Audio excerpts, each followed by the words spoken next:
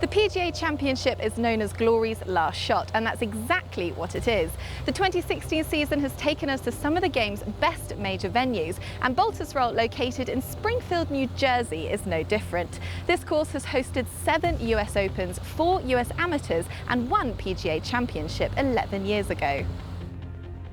To have the PGA Championship at Baltusrol, really one of the most historic venues for major championship golf anywhere in the world, is incredible. It'll end on July 31st, and that was a move we made because of golf going back into the Olympic Games. But I think having the championship in July in that part of the country, in the major metropolitan New York area, actually works out well. When Baltusrol first hosted the PGA Championship back in 2005, Phil Mickelson won thanks to a trademark piece of short game brilliance to birdie the final hole. Over a decade on from lefty's one-shot victory, Baltusrol's lower course will offer an almost identical test. The golf course, we have made very few changes to it. The club have a sort of a long-term master plan to continue to sort of keep up with the times and make sure it doesn't fall out of place. So they've done some renovation work a little on their bunkers just to sort of upgrade the bunkering a little bit, but the basic layout is exactly the same as it was in 2005. So, you know, why mess and why change something that's already a great historic golf course?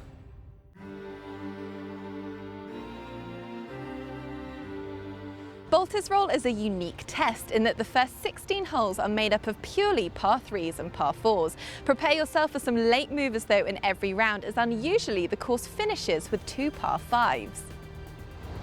It's a long way to a par 5 for us from the first tee, so lots of par 4s and par 3s to get by, and you know, those kind of easy birdies that some of the players like to make on par 5s don't happen maybe until the very end, but there's a good chance to save a round at the end or have a really great round if you've played the first 16 well.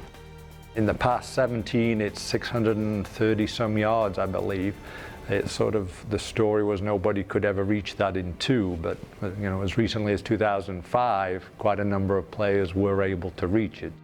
And then on to 18, which is definitely a reachable par 5 for pretty much every player in the field.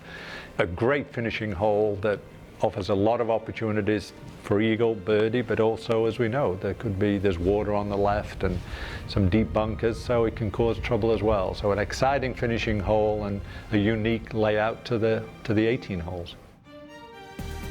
It's one of my favorite tracks in this country. I mean, I think it's one of the best golf courses in the world. It's spectacular. Each hole has a lot of character to it. You got to work the ball both ways. You got to hit it long, straight, and obviously have a nice touch around the green, so it challenges every part of your game, which you can't say about many places. It's in beautiful condition.